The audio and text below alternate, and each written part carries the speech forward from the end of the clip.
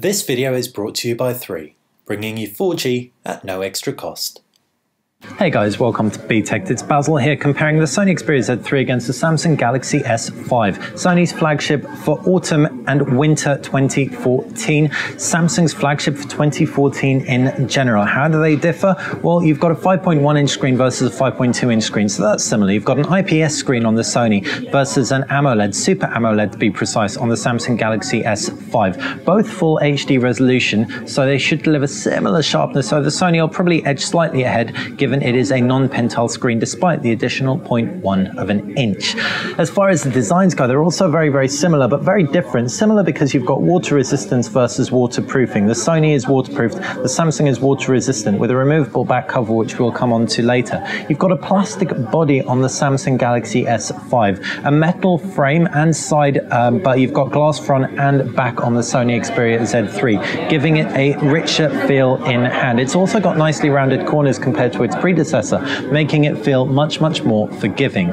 If we take a look at the side-by-side, we can see how the thicknesses compare and the finish. That high gloss finish on the Samsung really doesn't do it any favors in terms of feeling premium.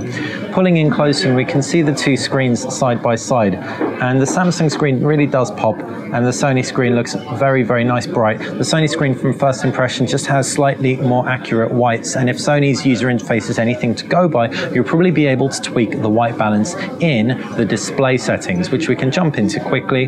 Display and white balance, exactly. Tap through on that and away we go. Jumping back to the home screen, that should give you an insight into the actual user interface on both. You've got TouchWiz versus Sony's Xperia user interface. Variable number of home screens when you pinch out, variable number of home screens when you pinch out. It's very similar. You can change your theme on the Sony Xperia Z3 to give it a lot more personality. On the Samsung Galaxy S5, you can of course change your wallpaper. If we jump out, we can jump into the applications tray, see how these differ. And of course, notifications bar.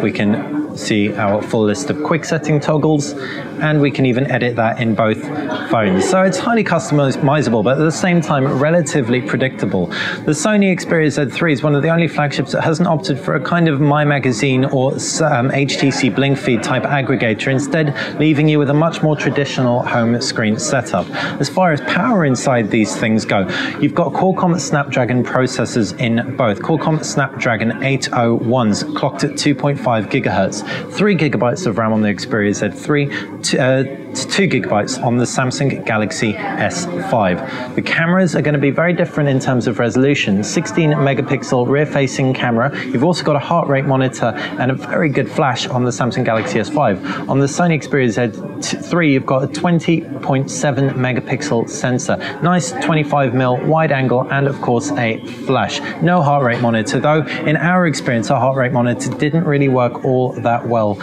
for us, but you may have found different. In terms of connectivity, we'll expect LTE, Bluetooth 4.0, Wi-Fi Direct, etc. Nothing really of note beyond the PlayStation 4 compatibility with the Sony Xperia Z3. This will actually enable you to use the Sony Xperia Z3 screen as a remote display, so you can have your television off and wirelessly transmit the content of your PS4 to your Sony Xperia Z3. This is awesome, and it works across the entire Z3 range. So it's worth noting also that PS4 feature isn't going to hit the PlayStation 4 and the Sony Xperia Z3 until November, despite the fact the release of the device is autumn. Hopefully you've enjoyed our comparison. If you have, make sure you click the like button. If you like BTech in general, click subscribe. Thanks for watching.